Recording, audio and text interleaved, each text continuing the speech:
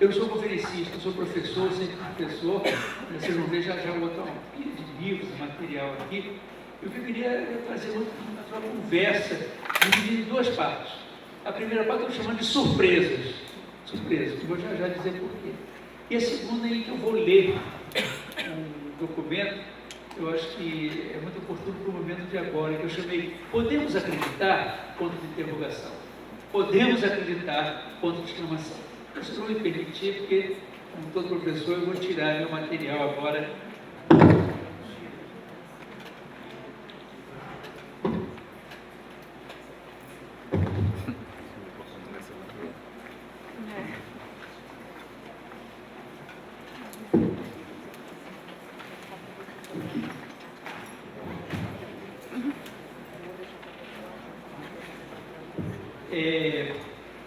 O nosso reitor falando da importância das mídias digitais, eu tenho que confessar para vocês que em plena pós-modernidade eu preparei essa minha fala, eu estava no Equador, eu mal tive tempo de chegar em casa anteontem e eu já viajei ontem para cá, e estava numa pizzaria. E de repente me veio uma ideia, conversando ali, era um encontro no Equador, mas com várias brasileiras e brasileiros, na área universitária de Salva, Campinas. E como costuma acontecer com muita gente, inclusive com o Paulo, que aliás era um frequentador de bares depois do dia de trabalho, veterano, mas costumeiro. Estava eu lá quando eu tive, eu não sei se eu posso chamar de iluminação, mas tive uma ideia. Eu pedi às mocinhas do bar que me emprestassem 2 toalhas dessa pizzaria. E foi aqui que eu escrevi, em plena era digital,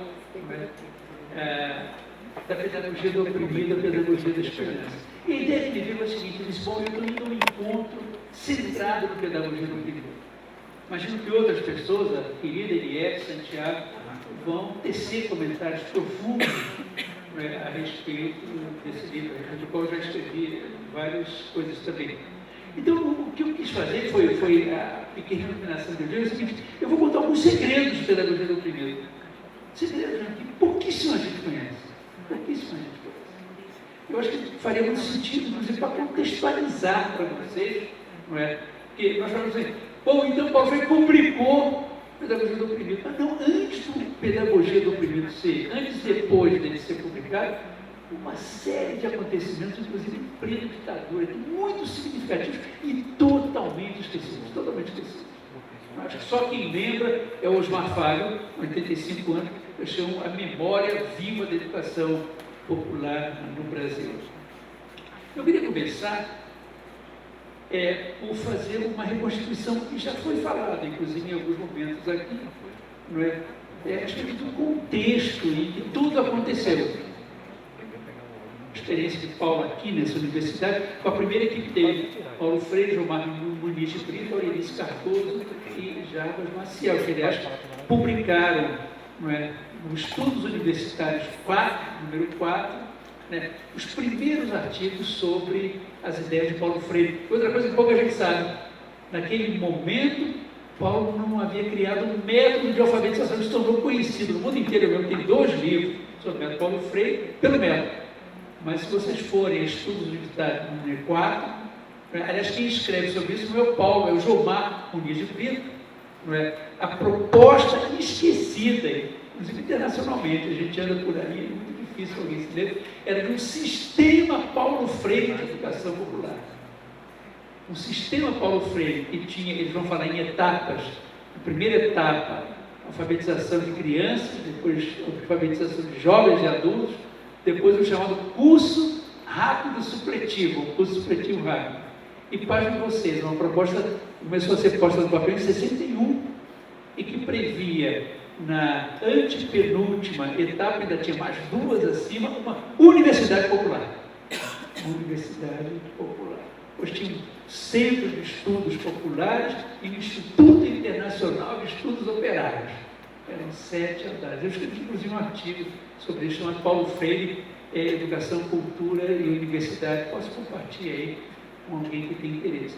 Mas está lá nos Estudos Universitários, repito, não no artigo Paulo, é um artigo mais filosófico, mas do João Marcos Mendes de Brito, ele desdobra ponto a ponto essa proposta. Paulo não pensou o método.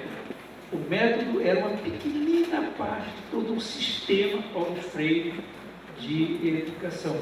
Esse material, esses 4 artigos, foram depois recolocados no livro, eu considero talvez o mais importante sobre educação popular, que é uma montagem feita pelo Osmar Fago. Chama-se Educação Popular e Cultura Popular, Memória dos anos 60. Todos os documentos importantes dos anos 60, antes do golpe militar e depois, chegando até o começo dos anos 70, foram recopilados nesse livro. Então, é uma parte dedicada justamente a Paulo Freire, com esses 4 artigos do que a gente chama equipe nordestina do Paulo. Essa é uma primeira ideia. A segunda ideia ninguém falava em educação popular, não havia esse nome. Não é? Parece uma coisa muito interessante.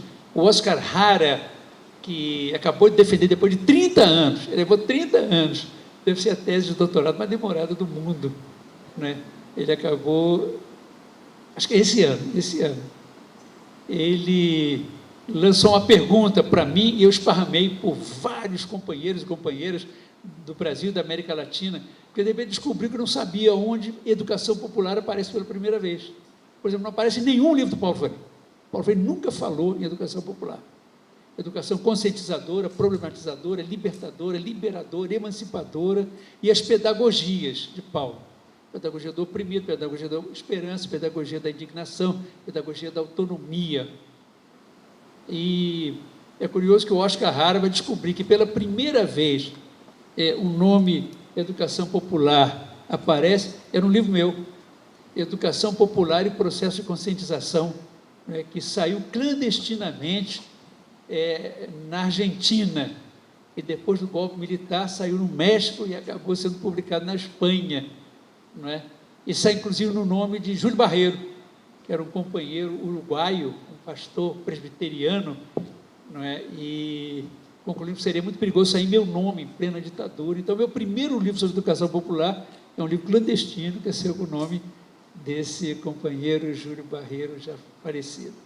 O que nos mobilizava, o que nos agregava, é alguma coisa que lastimavelmente se perdeu depois, e embora eu reconheça que há aqui no Brasil e em outros países da América Latina um esforço para tentar recuperar essa ideia.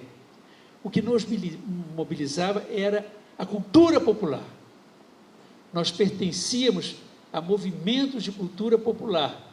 Para vocês terem uma lembrança fundamental, aqui no Recife, nessa universidade, em janeiro de 1962, a equipe de Paulo Freire, a equipe pernambucana de Paulo Freire, organiza o primeiro encontro brasileiro de movimentos de cultura popular.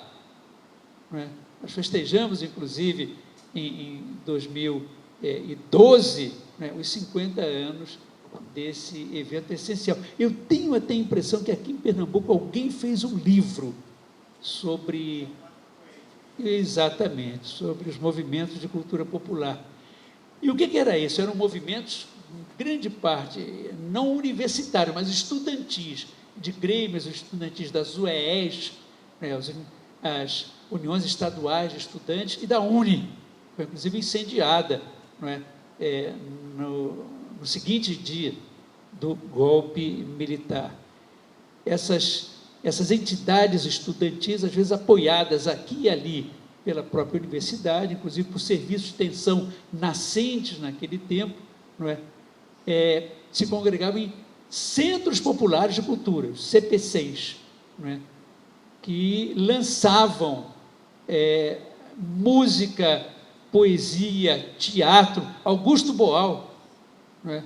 Um nordestino esquecido, eu tenho dito isso, mais lembrado na Alemanha, onde tem mais teatro do oprimido do que aqui no Brasil. Aqui no Brasil. Augusto Boal, não sei se pernambucano ou paraibano, né? Augusto Boal. O filho dele, inclusive, publicou um livro, um belo trabalho agora, e também saíram as obras completas de Augusto Boal. Foram 2 companheiros de Paulo Freire, um no teatro, outro na filosofia, muito injustamente esquecidos. Paulo, que sempre foi uma pessoa extremamente conectiva, vocês usaram essa palavra aqui várias vezes, era uma palavra-chave, Paulo Freire, uma cigadótica que lembra muito isso. Paulo era plural, Paulo nunca fez nada sozinho, nada.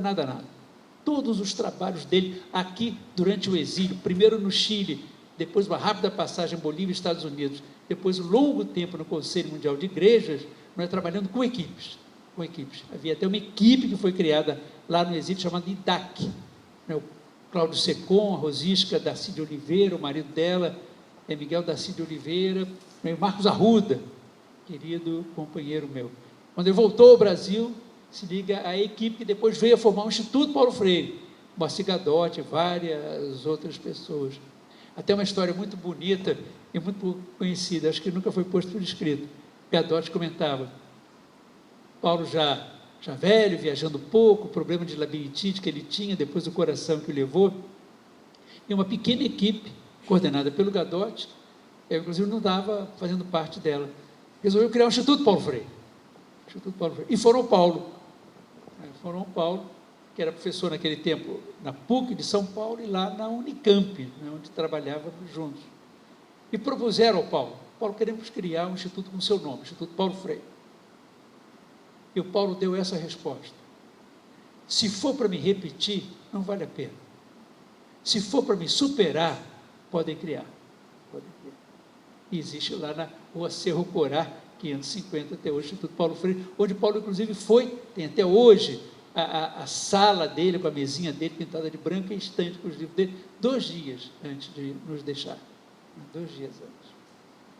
Bom, então eram os movimentos de cultura popular. Por exemplo, eu trabalhava no MEB, que, aliás, foi muito forte aqui em Pernambuco, inclusive muito perseguido pelos militares na época da ditadura, o MEB Recife, o MEB Pernambuco, o MEB Caruaru. Aliás, era talvez o movimento regional do MEB mais agudo e mais criativo, junto com o de Goiás, aliás, coordenado naquele tempo por Maria Alice Martins de Araújo, com quem eu estou casado há 52 anos.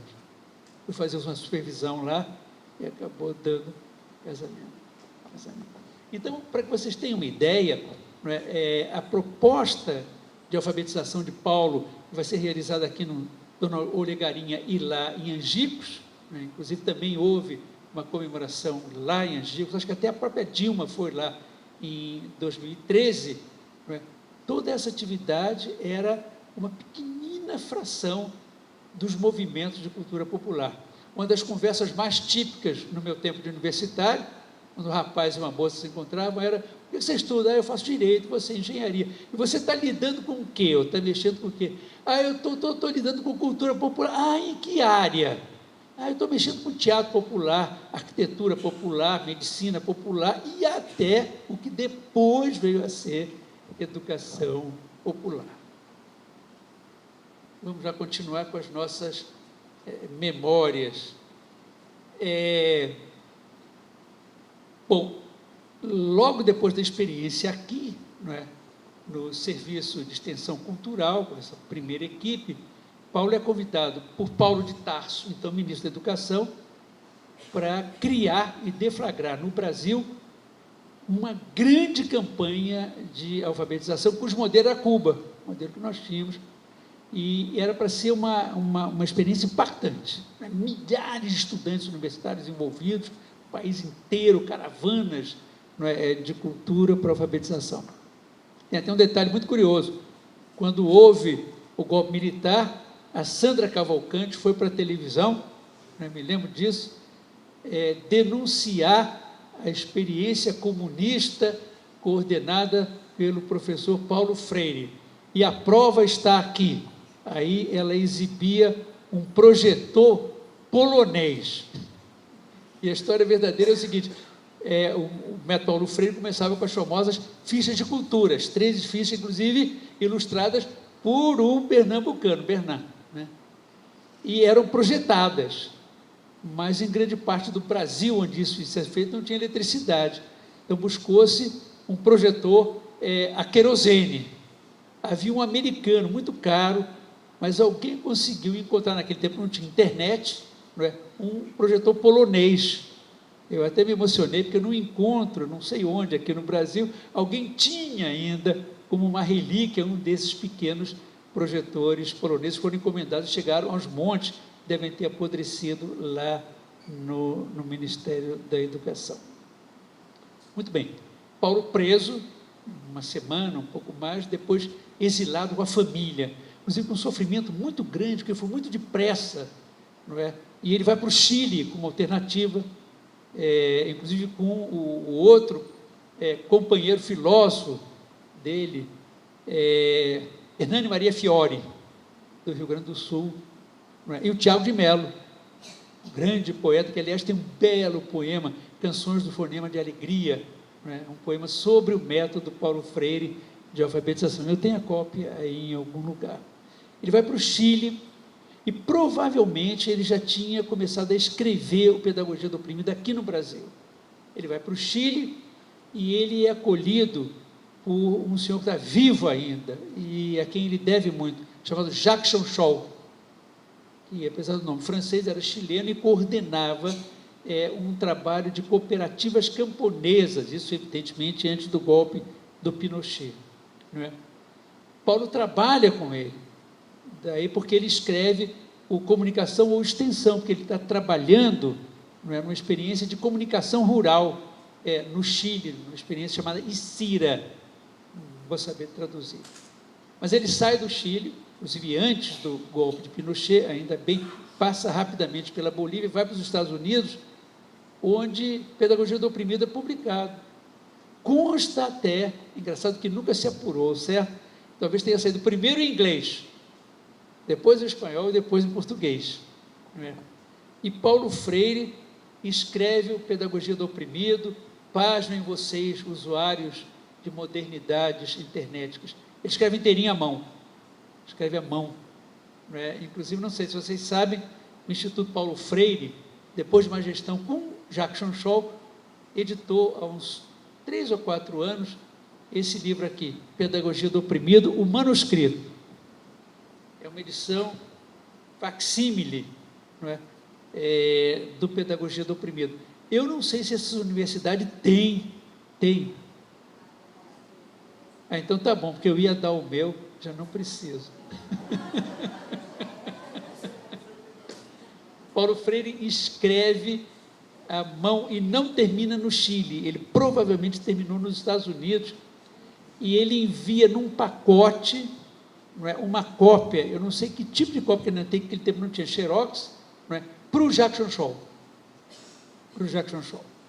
E mantém os originais que depois se perderam, depois do livro publicado, e ninguém os encontrou, inclusive o Chanchol confessa isso.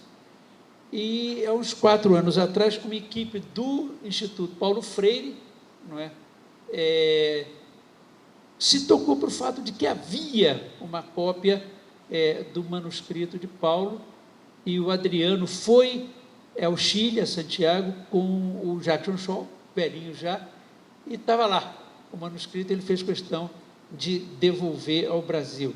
Eu acho muito bonita, e quero ler para vocês a parte final da carta com que Paulo Freire envia a Jacques Chanchol, não é, esse manuscrito do Pedagogia do Oprimido.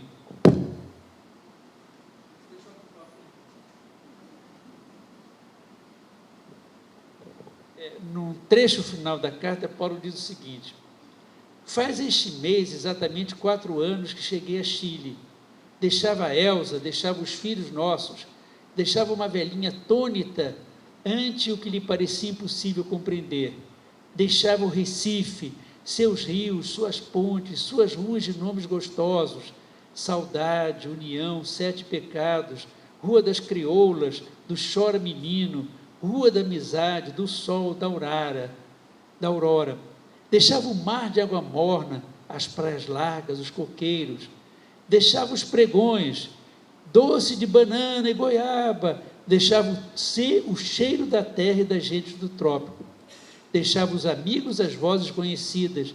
Deixava o Brasil, trazia o Brasil.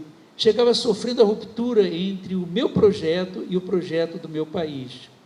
Encontrei vocês, acreditei em vocês, comprometi-me com o seu compromisso no INDAP de que você partejava. Queria muito que vocês recebessem esses manuscritos de um livro que pode não prestar, mas que encarna a profunda crença que tenho nos homens como uma simples homenagem a quem muito admiro e estimo. Paulo, Santiago, né, primavera de 68. Que se supõe que ele escreveu essa carta ainda em Santiago, depois enviou junto com a cópia do manuscrito. Eu acho que é um dos mais belos momentos de Paulo com referência a Recife, né, mais poéticos. Isso ele escreveu num chileno, né, e lastimavelmente não saiu, nunca saiu nas edições publicadas do Pedagogia do Oprimido. Uma outra coisa muito interessante, e que só agora, com a publicação do livro completo,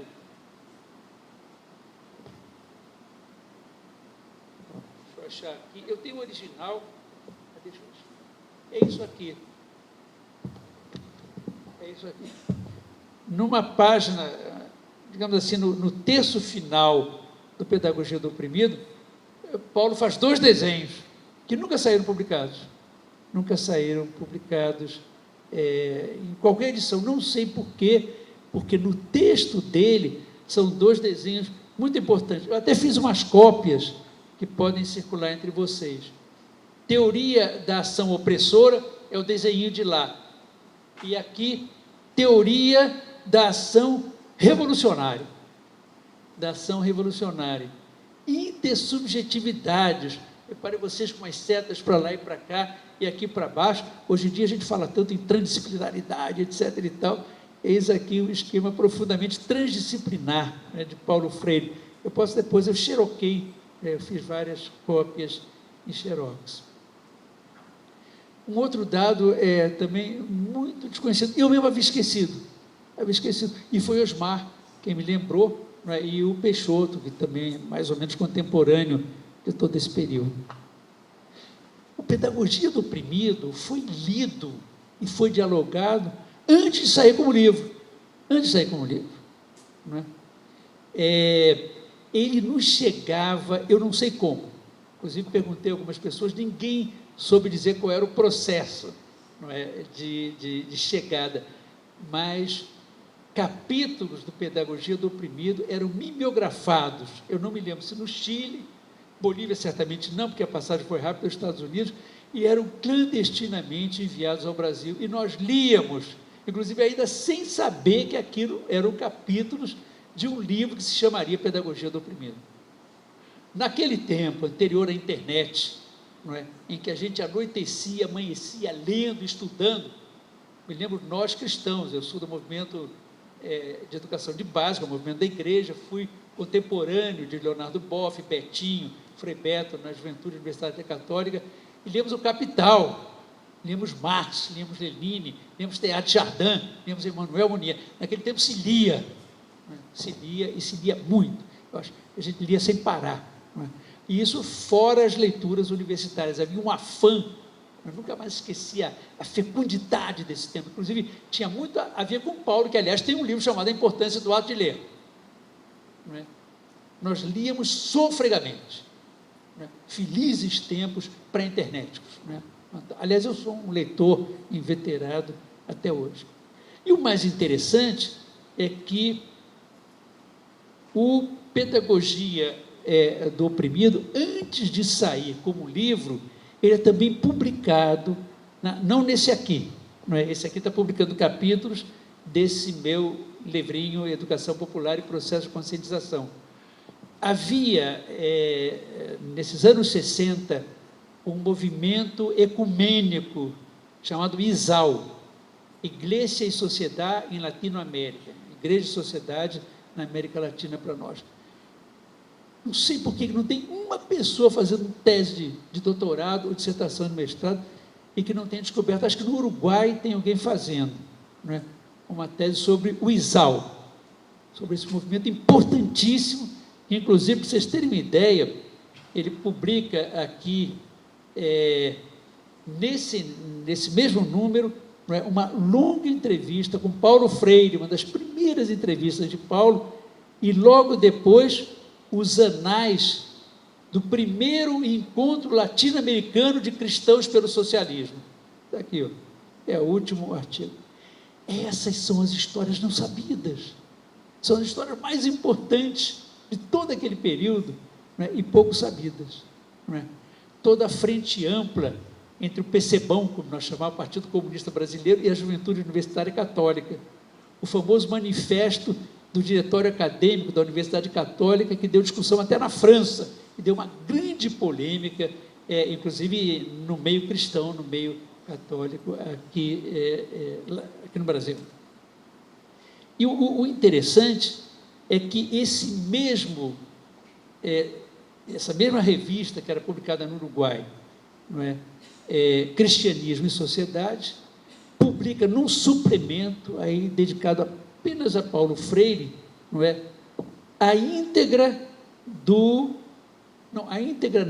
Vários capítulos do que veio a ser depois o Pedagogia do Oprimido.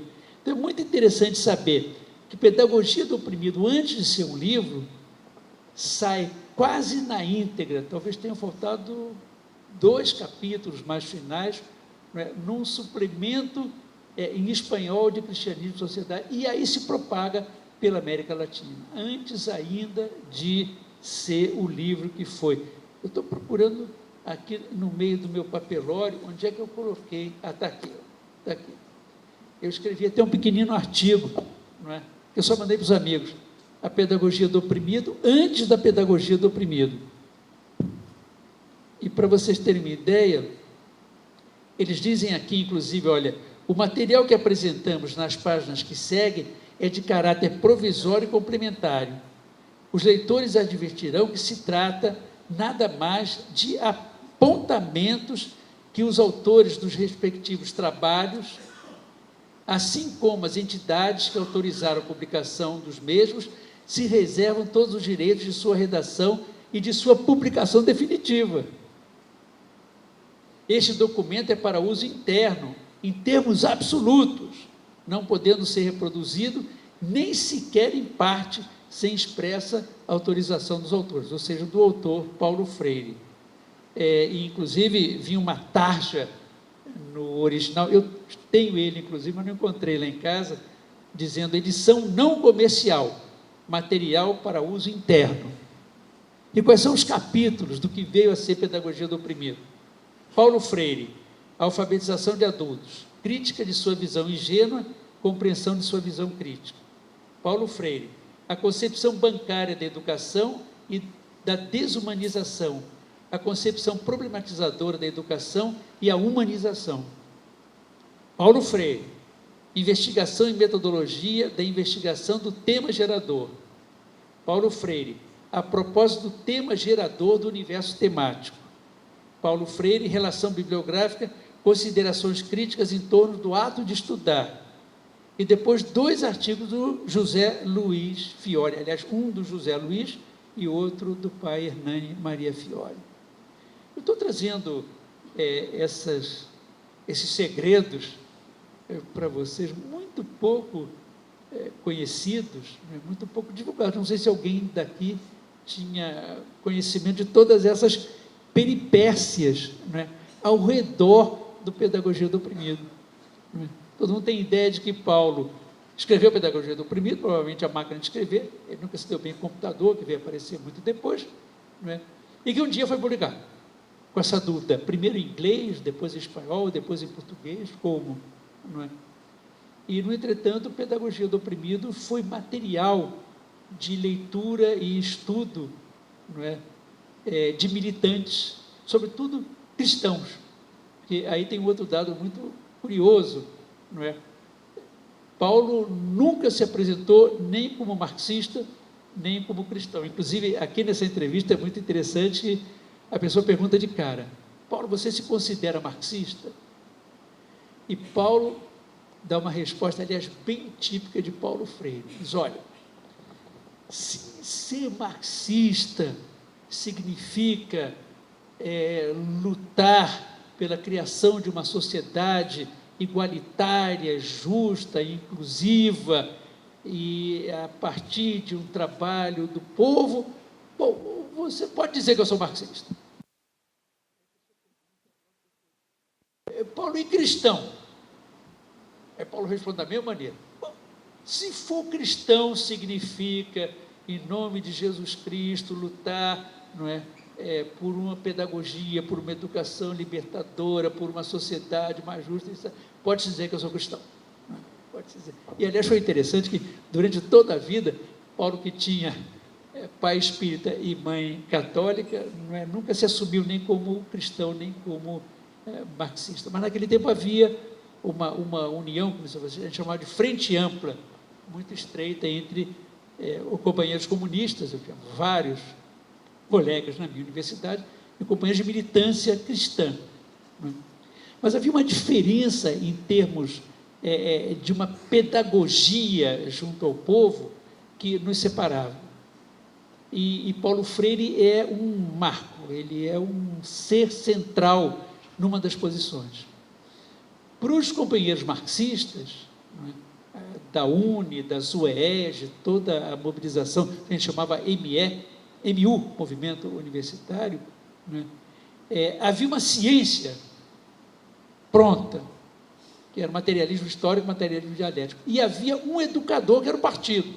Aliás, isso está claro em Lenin, em todos os, inclusive educadores marxistas, Pistrac, Mayakovsky, Mayakovsky era poeta, agora eu estou misturando.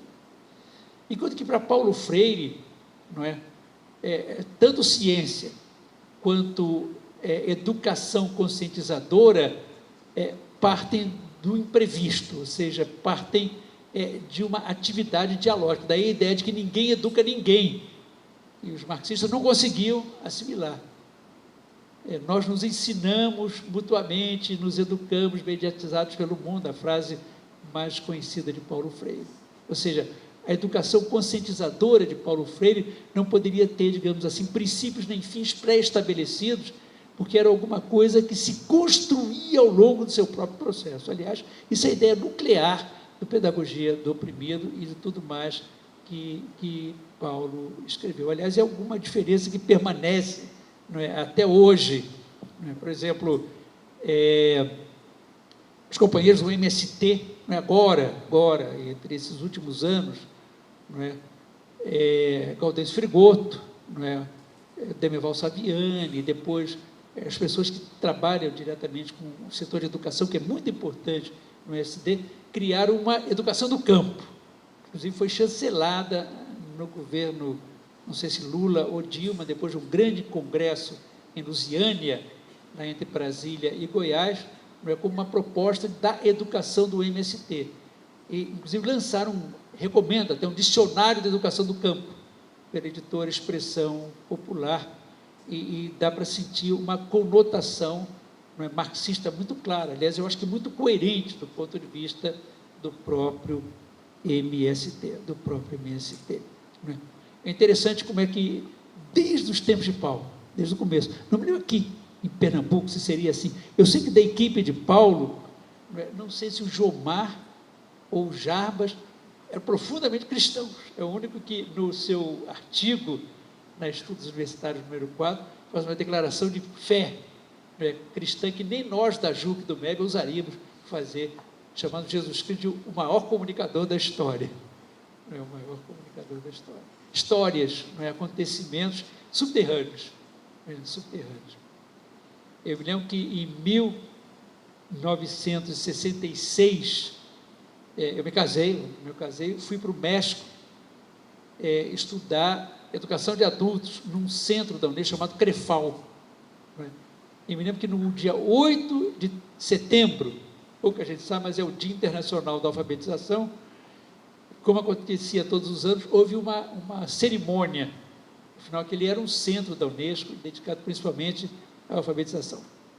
E o professor de alfabetização, um equatoriano, o professor Soria, tinha sabido, através de uma conversa minha e da minha esposa Maria Alice, tinha sabido do método Paulo Freire e pediu para a gente fazer uma exposição nesse dia. Não foi só eu, outras pessoas também fizeram pequenas explanações.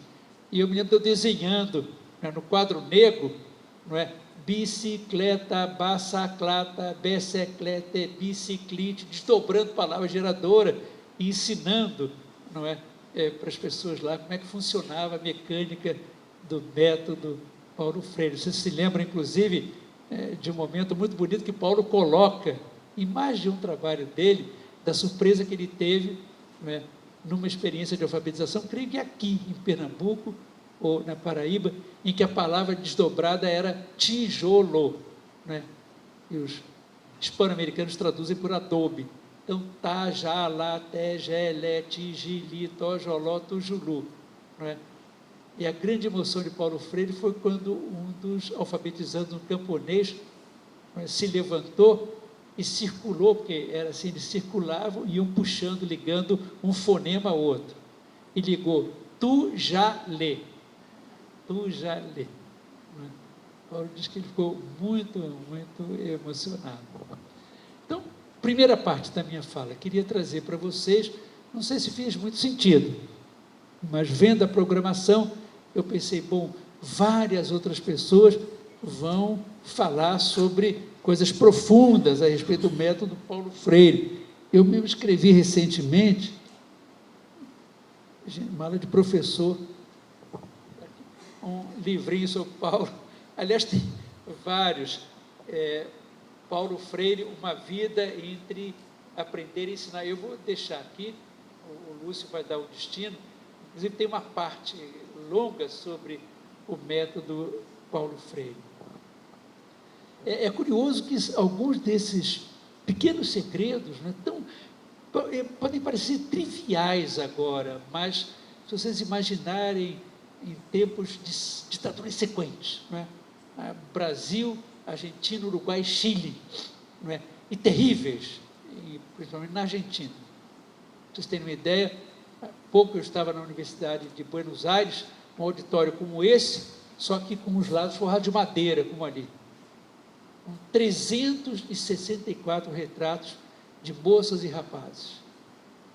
Só na Faculdade de Filosofia, não é? 364 mortos e desaparecidos. 30 mil, não é? Calcula-se que em toda a Argentina. E era nesse contexto. Não é? A nossa brilhante antropóloga e dançarina falou em resistir, não é? Em esperança. Eu, aliás, tenho mandado mensagens aos amigos dizendo, justamente porque nós podemos estar enfrentando alguma coisa semelhante ao que enfrentamos em 64, nós temos que nos unir e temos que ter muito mais esperança e coragem do que medo. Medo é o que eles querem que a gente tenha. E eu lembrava isso. Eu dizia, eu atravessei 22 anos da ditadura. Paulo Freire viveu 13 anos no exílio. Eu estou aqui no finzinho da ditadura. E vou dizer para vocês, não quer dizer que eu esteja dizendo isso para animar, mas tanto no Brasil, quanto na Argentina, onde realmente a repressão foi terrível, né? No Chile pior ainda, no Uruguai menos, né? Nunca se criou tanto como debaixo de ditadura. Na música, no teatro, nas ideias pedagógicas, nunca se criou e nunca se manteve tanto facho aceso, não é? Como nesse enfrentamento. É uma lástima que nesse tempo em que a gente, com toque de dedo, põe o mundo inteiro frente a nós numa tela, tudo isso seja tão esquecido.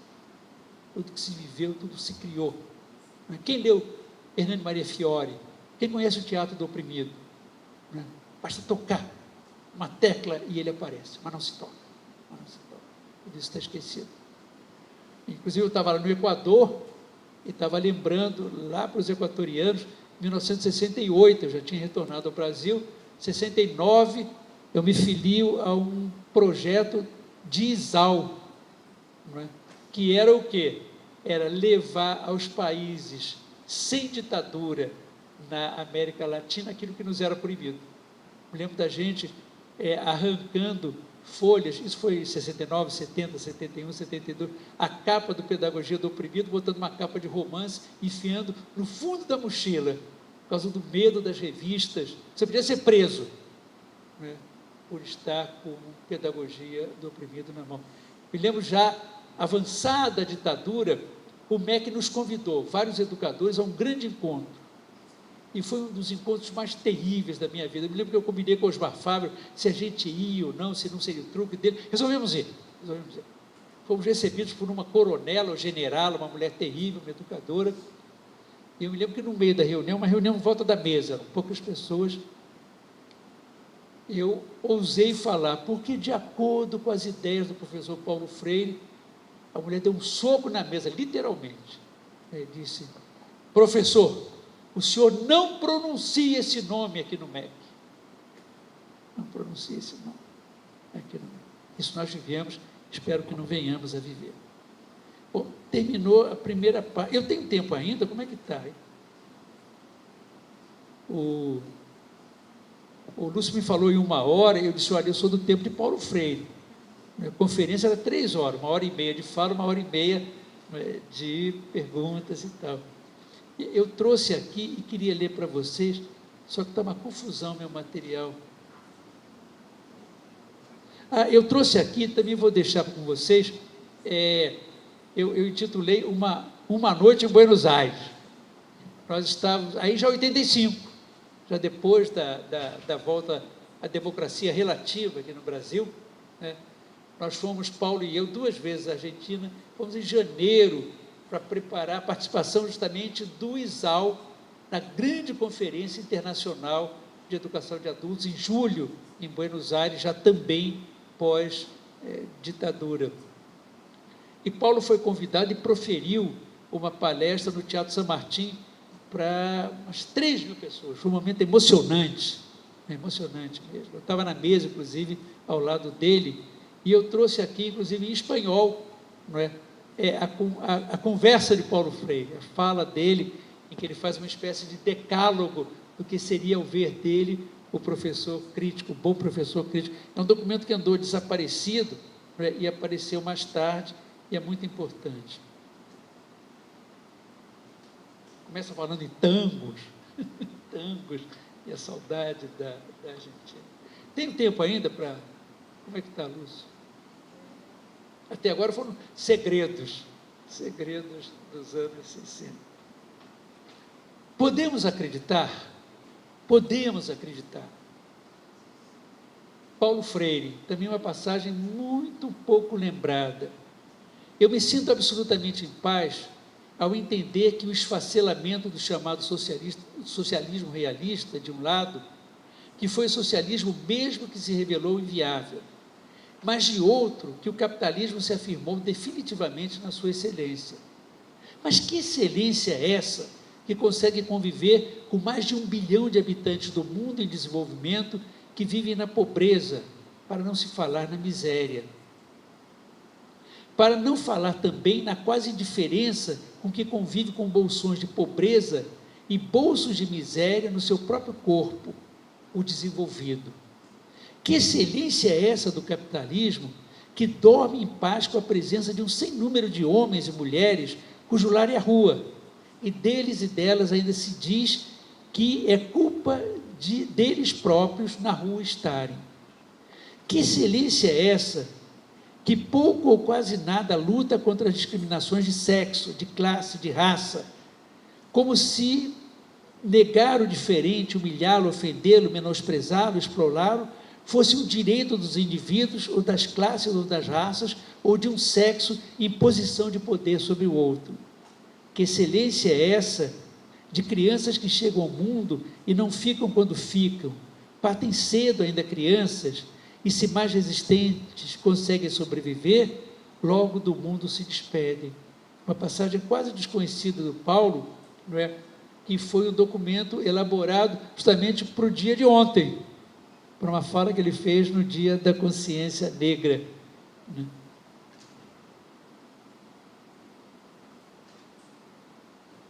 Frente a esta contundente denúncia de Paulo Freire, que eu acabei de ler, escrito em Pedagogia da Esperança, o que podemos esperar, não dos outros, os que se assumem entre o poder político e o poder do mercado, mas o que podemos esperar de nós mesmos, mulheres e homens, esperançosamente, de braços dados, de andar unido, de mãos abertas e de punho erguido.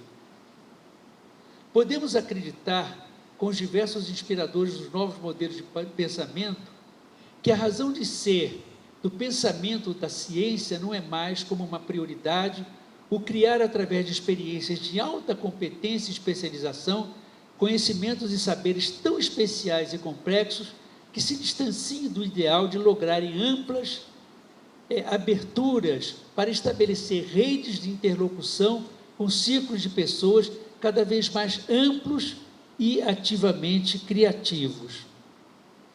Podemos acreditar que os modelos das ciências sociais e da educação não são uma cópia imperfeita das ciências naturais e da doutrinação. As próprias ciências da natureza agora aprendem a relativizar, a pluralizar compreensões, a subjetivar métodos e a descobrir e compreender através do diálogo entre ideias e não através de monólogos de certezas.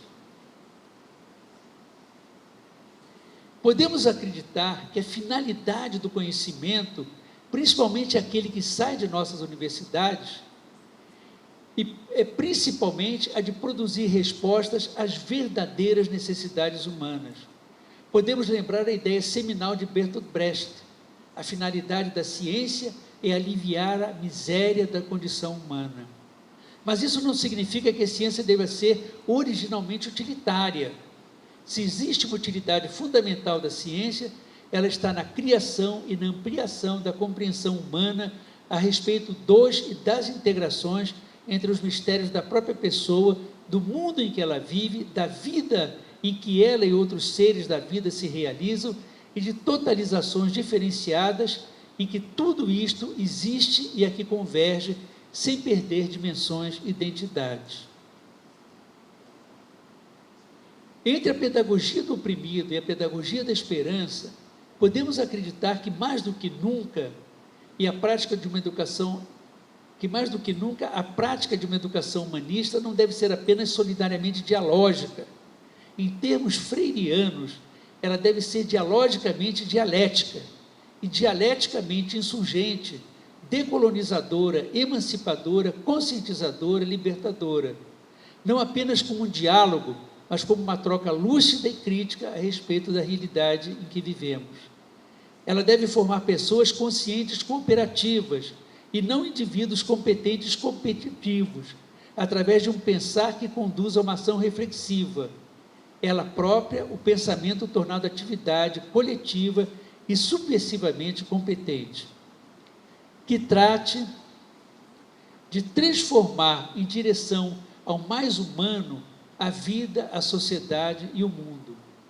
E assim ela deve, freirianamente, ousar ser pensada e praticada, sobretudo em tempos escuros como os de agora, quando o avanço dos poderes e dos interesses do capital e do mundo do mercado crescentemente se apropriam do próprio poder público, como acontece agora na América Latina e no mundo. Devemos pensar uma educação que seja a contraparte desse avanço do capitalismo e da privatização e a devolução à sociedade civil de todos os direitos e deveres que nos competem. Podemos imaginar e praticar uma educação cujo sentido seja de recriar continuamente comunidades aprendentes, geradoras de saberes e de maneira crescente e sem limites, abertas ao diálogo e à intercomunicação.